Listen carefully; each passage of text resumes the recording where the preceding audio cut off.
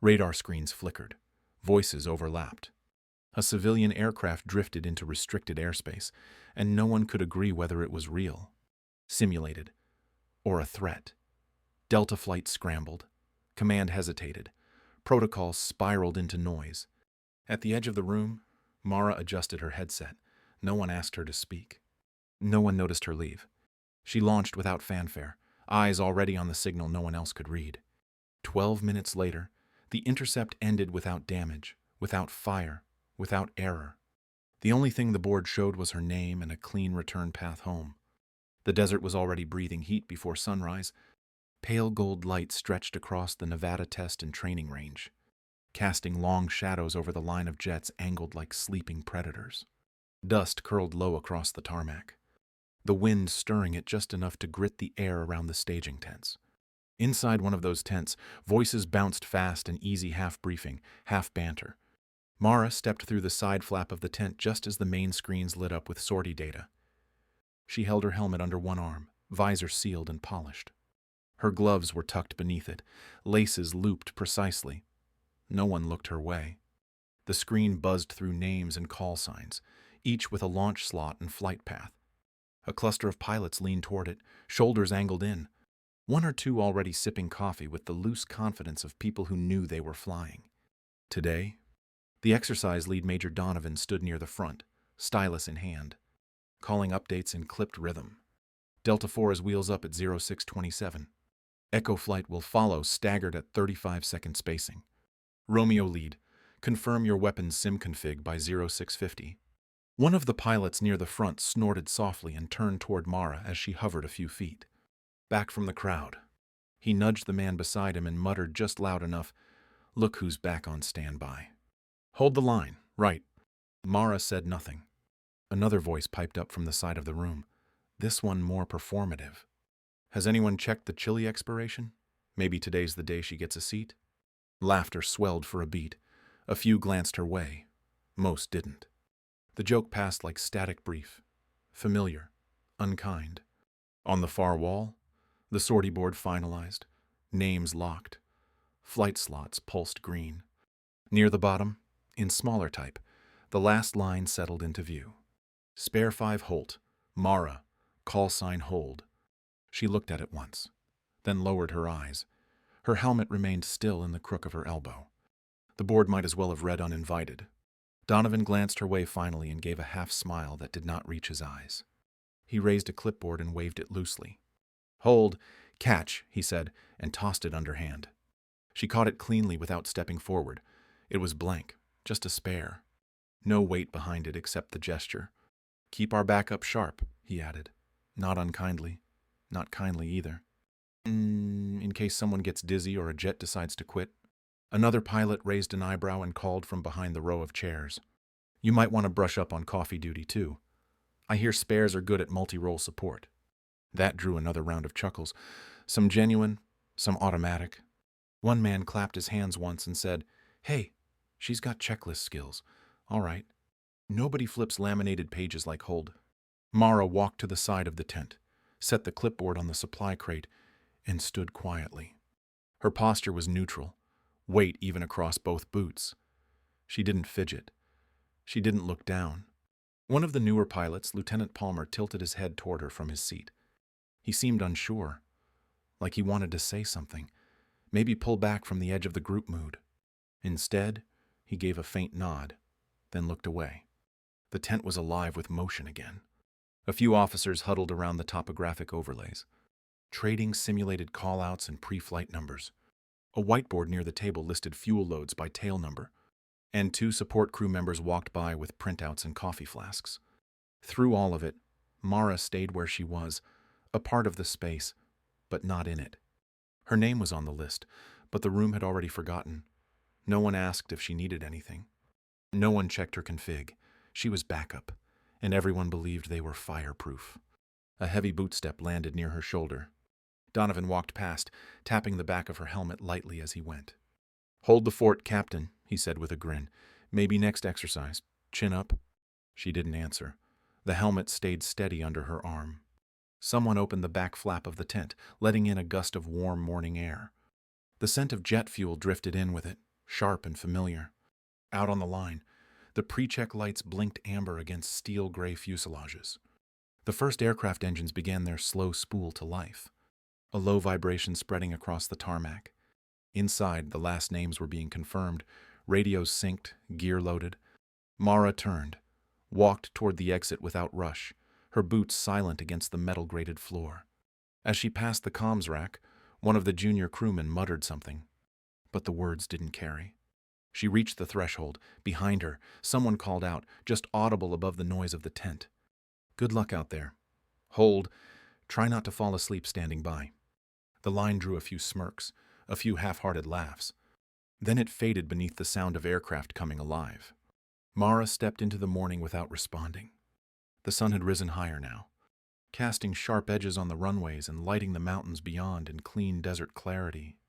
Her helmet, still sealed, caught the light as she adjusted her grip.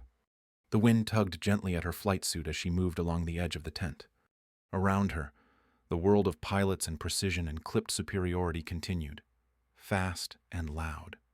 Her pace remained calm, unbroken. She passed the sortie board one more time, glanced at the bottom line, and kept walking. Spare 5, call sign hold. The quarters assigned to Mara were standard for visiting officers.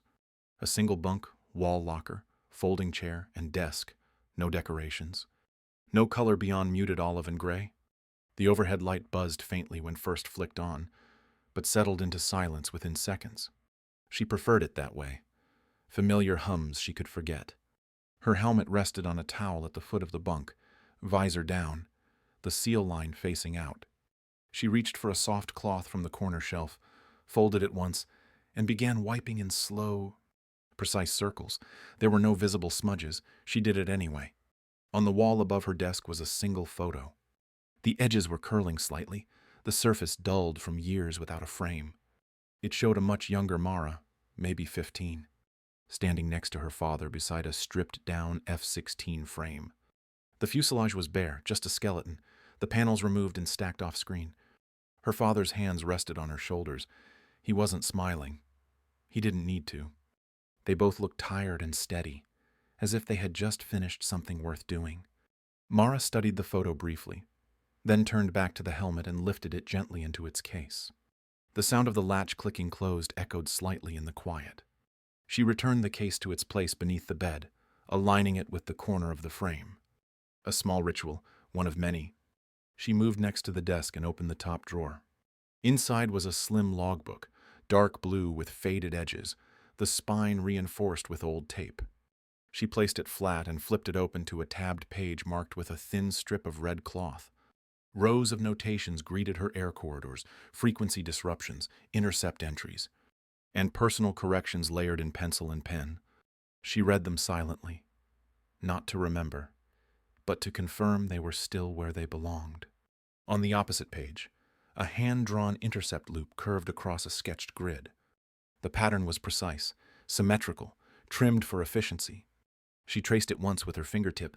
It was not from a manual. It was hers. Beside the logbook sat a handheld tablet.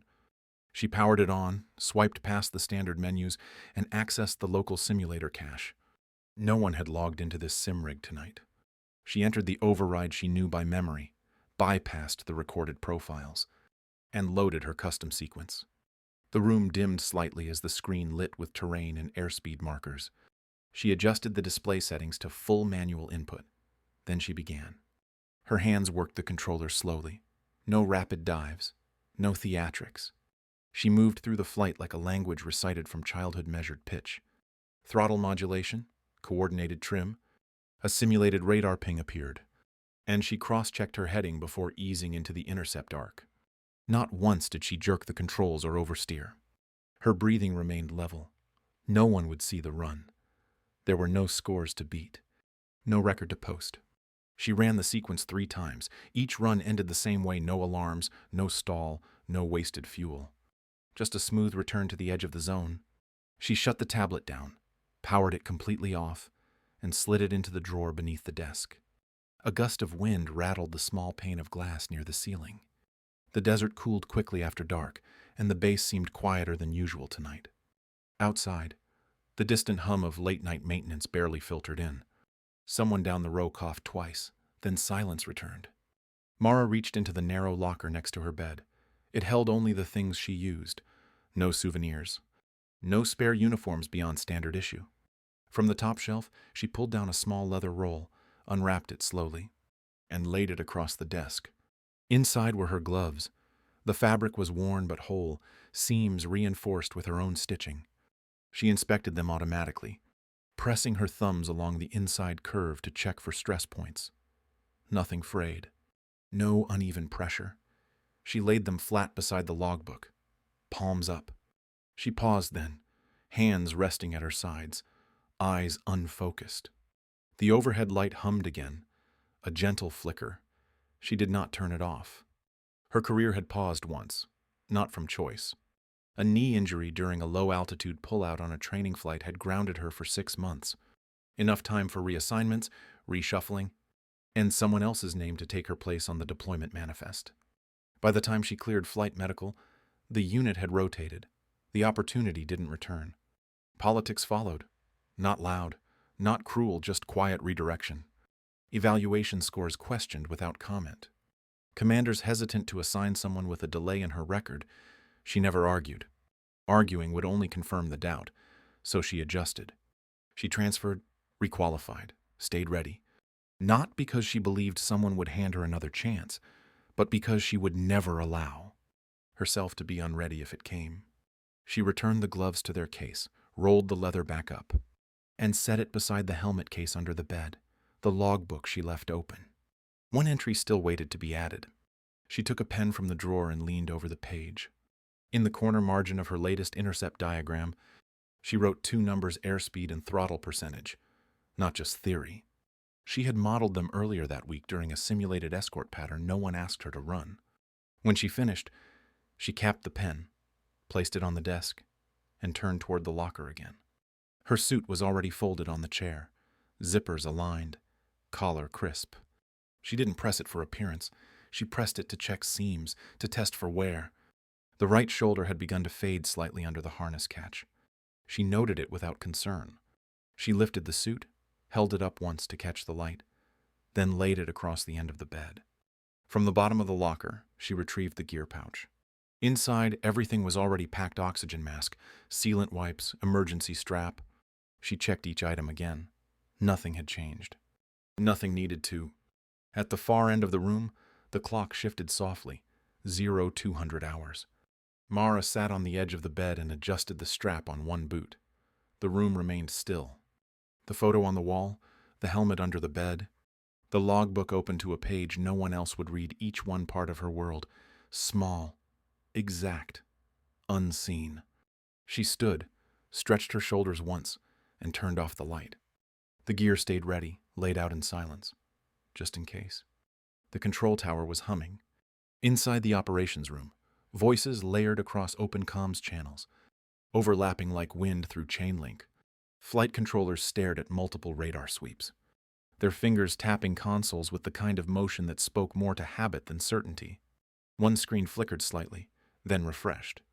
A red contact pulsed near the edge of the simulated threat perimeter. Too slow for a jet. Too steady for a drone. Contact 871 flashing in and out. One of the controllers said into his headset. Initial ping says sim aggressor, but it's not matching the expected signal burst. From the opposite side of the room, a woman in fatigues leaned closer to her monitor. "That's not one of ours," she murmured. "No exercise ID tag." "Delta flight already sees it. Someone else called. They're moving to intercept." In the cockpit of a twin-seat F-16 already airborne, the pilot's voice came through the speakers. Loud and confident, "Control, this is Delta 2. We've got visual on what looks like a drone. Moving in for sim tag engagement." There was a pause. Then another voice, older, more clipped. "That's not one of the flagged targets. Confirming sim package Delta 9 Alpha. All known drone entries accounted for." No one replied. The red contact blinked once, then it stabilized. The radar sweep registered a squawk, weak but present. "Transponder just popped," the technician said. "Low power, not coded for red flag." A silence rippled through the room. Then the supervisor leaned over the console. Is it civilian? Can't say yet. Signal is degraded. Could be a misky. Could be a bad mask. Or a false return. Delta 2 is already within range, another voice said. Get them to hold, the supervisor snapped. Hold until we sort this out. The controller raised his mic.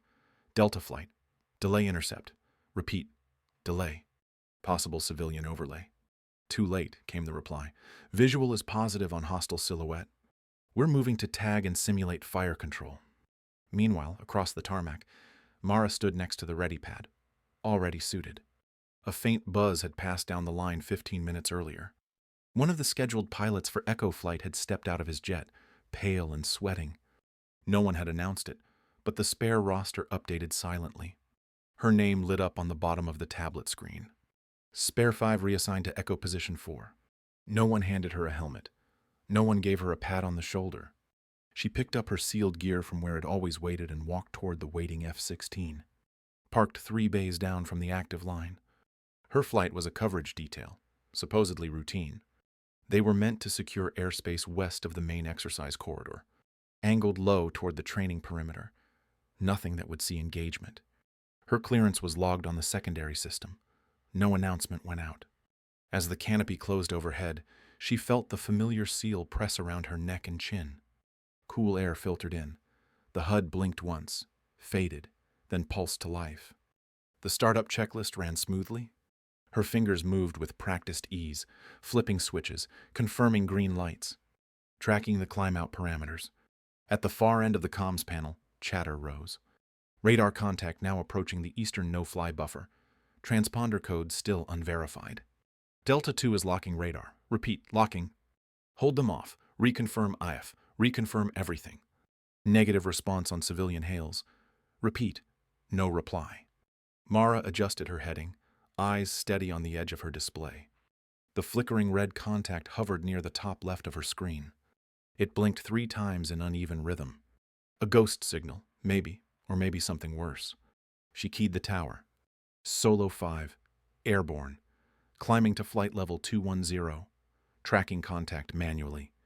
No engagement. The line crackled. Copy Solo 5, contact unknown, proceed visual only. She didn't speak again. The sun was behind her now, casting the terrain ahead in shifting bands of gold and gray. Wind shear adjusted slightly as she passed 10,000 feet. The transponder signal ahead remained faint but present, like a voice behind a wall. Mara adjusted trim. The jet leveled. Her left hand nudged the throttle, just enough to ease forward on approach. The other stayed on the stick, light and responsive. Below, the desert looked flat, endless, harmless. On her HUD, the contact stayed isolated, no other squadrons close enough to interfere. She looked once at the updated mission overlay. It still labeled the contact as unknown. No SIM flag had attached. The system had stopped trying to categorize it. Ahead, her screen flared. The transponder squawked again, this time long enough for her system to catch a full string. It wasn't coded for red flag. It was a civilian frequency. Mara's jaw set. She dialed into the emergency airband manually, filtering static through her headset.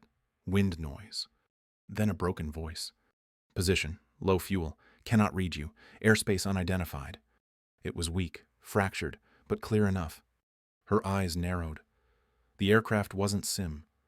It wasn't a target. It wasn't part of the game. It was real. She keyed control again. Solo 5, confirming visual intercept in progress. Contact is a civilian turboprop, type unknown. No visible armament, no SIM tag, appears disoriented. There was silence on the line. Then, after a pause, copy Solo 5, stand by. Behind her, Delta Flight was banking out. Their HUDs were still lit. Someone had almost tagged a civilian aircraft thinking it was part of the exercise. Mara eased her jet left, lining up for a parallel escort. Her target drifted slightly in its lane, uncertain, unsteady. She dipped her wing. No response. Then again, this time, the other plane nudged right. It was subtle, hesitant, but it meant the pilot had seen her. She kept her throttle steady and adjusted altitude by 20 feet. Her HUD shimmered in the heat, but the red flicker was gone. Only the aircraft remained, small and human, caught in a mistake that had almost been fatal. She didn't announce what she was doing. She didn't ask permission to proceed. She flew. Toward the edge of the buffer zone, the terrain shifted to rock and ridgeline. Her instruments ticked down. She watched fuel, checked wind, kept the civilian aircraft in clear view. It followed her now, slowly, like a skiff behind a freighter. In the control tower, a new voice crackled onto the comms net. Solo 5, maintain escort. Delta flight rerouted, confirming visual ID, no engagement. Keep line open. She clicked once to acknowledge. Her hand adjusted slightly on the stick. The civilian plane wobbled again but stayed close. She didn't smile. She didn't relax. She just kept flying. The turbulence started just past flight level 20. Mara kept her hand steady on the stick, her throttle locked at a slight push above cruise. The signal ahead was no longer flickering. It had stabilized into a weak but continuous squawk. Her HUD marked the source as a civilian code, broadcast with outdated firmware, likely from a medevac platform or regional survey aircraft. She didn't need the database to confirm it. She had already seen the shape with her own eyes. The aircraft in front of her was flying low and slow, off course, and clearly without support. Twin props, boxy body, medical insignia on one flank, faded and sun-washed. The kind of plane that worked long stretches of inland basin without backup, not military, not sim, not a threat. Her jet eased into parallel tracking with practiced grace, staying offset but close enough to establish visibility. At this range, her canopy reflected the civilian pilot's windows. He looked over once. She caught a faint glimpse of his hand raised through the glass. It wasn't a wave. It was a signal of confusion, maybe relief. She dipped her wings slowly. The other aircraft responded with a wobble, slight and hesitant, but unmistakable. He had seen her. In her headset, Delta Flight's channel was still hot. Voices traded positions and range. Visuals inconsistent. That's not an aggressor. Target's not maneuvering. I'm still reading SIM ID masking. I have clearance to lock. Say again, do I hold or fire control? Mara switched bands. Delta Flight. Stand down. Contact identified. Civilian medevac. Likely lost during training cycle. No hostile behavior. Negative engagement. The frequency paused. Then came the reply, terse and defensive. Solo 5, who authorized your approach? She didn't answer that question. Instead, she called control. Contact confirms visual with escort. No deviation. Recommend reroute Delta Flight. Holding altitude for safe guide out. Her tone didn't rise. Her breath didn't shift. Every word came through calm, exact, broadcast, without urgency. Her jet moved like her voice, direct, responsive, measured. The civilian plane began to veer slightly, right wing dipping, altitude drifting downward. Mara adjusted instantly, throttle pulling back, nose down 2 degrees to match. She moved into tighter formation, closer now, 20 meters off his wing. She held position. The air grew less stable as they pushed toward the ridge. Wind buffeted the undercarriage, slapping uneven drafts against the belly. Mara corrected by feel, not by system. A slight aileron tap. Trim rebalanced. Her instruments followed her hands instead of leading them. The civilian pilot jerked slightly left, overcorrecting. She anticipated it before it finished. Her voice came low over the backup band. Stay with me. You're okay. Do not descend further. She wasn't sure if he heard her, but he stopped dropping. Below, desert rolled toward shallow ridgelines. The buffer zone curved ahead, narrowing between simulated killbox boundaries.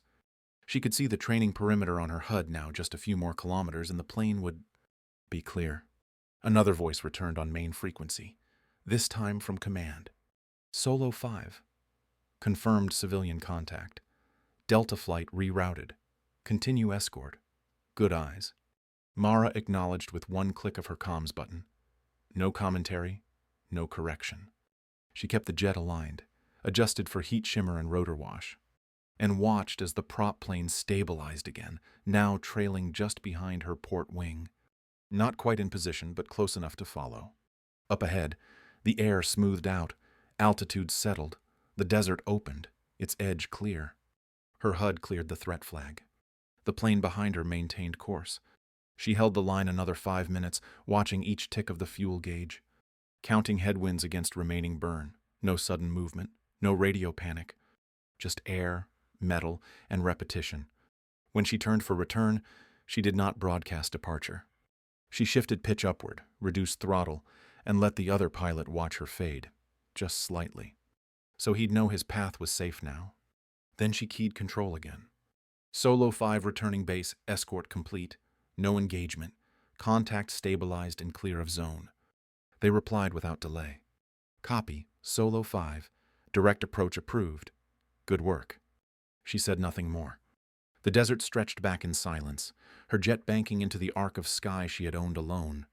No roar, no kill mark, no theater, just the weight of having seen clearly before anyone else had, and the knowledge that this time, it had mattered. The debrief room was colder than the outside air suggested. Fluorescent lights buzzed above pale acoustic panels, and the long screen at the front of the room pulsed with blue standby light. Chairs were arranged in rows, some already filled. Most of Delta Flight sat in the first two. No one spoke above a murmur. Mara entered quietly through the side door, still in flight gear, gloves tucked into her chest rig. She carried her helmet by the strap and took a seat along the edge, 3 rows back. No one gestured for her to move forward. She didn't expect them to. At the front, the lead analyst tapped twice on a tablet. The screen flickered, then filled with grainy high-altitude visuals overlaid with HUD telemetry. The aircraft Mara had intercepted appeared first small, irregular, fading in and out of signal. Her own aircraft approached next, her call sign marked in clean white text across the lower left. Solo 5. Someone in the second row leaned forward slightly. The footage played at real speed. There was no narration, no pause. Just the quiet hum of system audio layered under Mara's flight inputs. Her voice came over the channel, smooth and unshaken. Contact identified, civilian medevac, no hostile behavior, negative engagement. The analyst did not stop the video. He simply turned the volume up by 1 notch. Recommend reroute Delta Flight, holding altitude for safe guide out. Her jet on screen moved like a taut line being drawn. No wavering, no reactive swings. The camera's perspective shifted once to thermal, briefly showing the propeller aircraft's engines warming erratically. Then it cut back to visible spectrum. The 2 planes flew together, one steady, one struggling, but both in frame. Someone exhaled in the front row. It was not loud. It was the kind of breath people take when their perspective changes. The footage continued. Her wing dipped. The other aircraft followed. The HUD confirmed spacing, speed adjustments, slight nose shifts. Wind corrections all invisible in the air, but here, exposed in frame. At the end, her voice again. Solo 5 returning base. Escort complete. No engagement. Contact stabilized and clear of zone. The screen froze on the final visual, her jet banking up and away as the smaller plane held its line. Then it faded to black. For a few seconds, no one moved. The analyst closed the file without comment. Major Donovan stood near the wall, arms crossed. His posture had shifted. Gone was the relaxed stance he'd worn earlier during the morning brief. Now he looked as if he were standing in the presence of something he hadn't anticipated. He cleared his throat. Telemetry confirmed. Contact was a civilian medical aircraft out of registration with outdated transponder code. Off course due to terrain masking and onboard nav failure. Solo 5 identified and corrected without incident. The words were simple, delivered like a weather report, but the room heard them differently. No one laughed. No one called her by her nickname. Mara sat still. She didn't adjust her gear or shift her shoulders. Her gloves rested where they had when she sat down. She kept her eyes on the blank screen. One of the Delta Flight pilots, Lieutenant Carson, who had cracked jokes during the pre-flight brief, glanced back at her. His expression was unreadable. Not angry, not dismissive, just unsure. The analyst tapped again, pulling up the sortie board. It showed every mission flown that day, color-coded by outcome. Delta Flight was listed under diverted, a yellow stripe across the cell. Solo 5 was listed in green. The entry next to it read, Intercept, no engagement, completed escort, pilot Mara Holt. Someone near the front mumbled under his breath, then stopped himself. The silence held it. Major Donovan walked slowly to the front of the room, tapped the screen once to clear it, and turned to the group. Situations like this don't show up in Sim.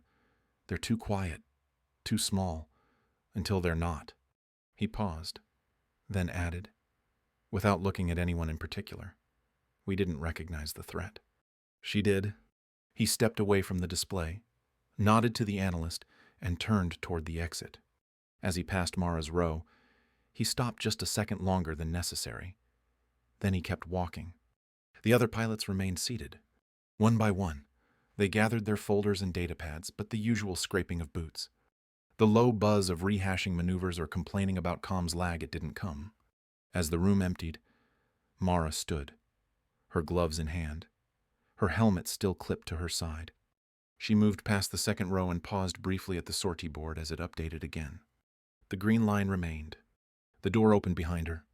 Lieutenant Palmer, the younger pilot who had hesitated earlier, stepped up and cleared his throat. She turned slightly.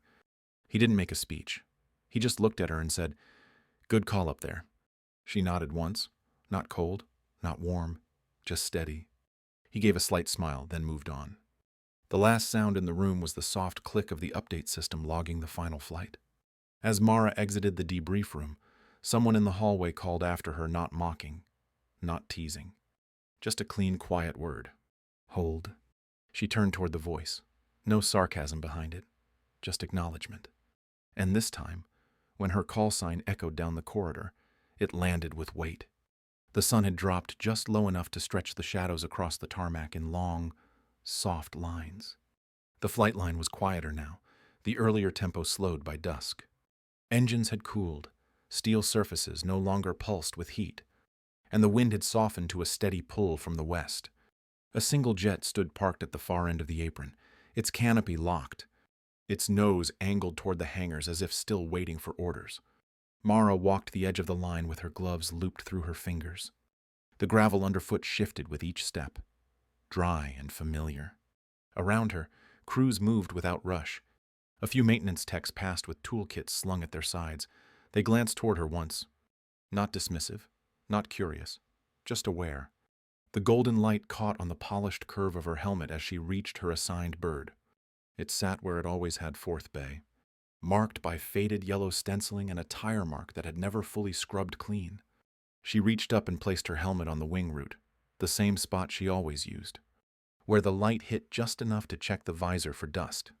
She ran her fingers along the edge of the intake, checking the cover even though she knew it was in place. A habit. She opened the gear pouch from her hip, pulled out the same cloth she had used every evening since arrival, and wiped a faint smudge off the HUD glass through the canopy. It was barely visible, but she didn't skip it. Behind her, the sound of footsteps approached, not fast, not uncertain, just present. She didn't turn until the voice came. I watched the replay. He said, it was Lieutenant Carson. His flight suit looked more relaxed now, collar unzipped slightly, gloves already clipped to his belt. She turned halfway toward him. He stood a respectful distance back, not performing, not posturing. You didn't just catch it, he said. You flew it clean. She waited, not impatient, just listening. He glanced once toward her jet, then back. We've all talked a lot up there. You didn't say much. Guess you didn't need to. She nodded, not to accept or reject, just to acknowledge. He hesitated a moment longer, then gave a short, two-fingered tap to his brow in half salute. Then he turned and walked on, back toward the hangar where the lights were beginning to flicker on inside. Mara turned back to her aircraft. She reached into the cockpit and laid one glove gently on the dash, palm down, fingers open. She did not need the gesture to mean anything. It was just what she did. The wind lifted again, stirring the edges of a paper checklist someone had left pinned under a weight near the bay doors. She looked across the line, scanning the rows of jets. None moved. The day's flight ops had ended. But the field felt different now, quieter in a way that came not from absence, but from attention. People were watching, but not staring. Someone nodded as she passed the fueling station. Another adjusted their headset as she moved by, but didn't speak. The air carried less noise and more weight.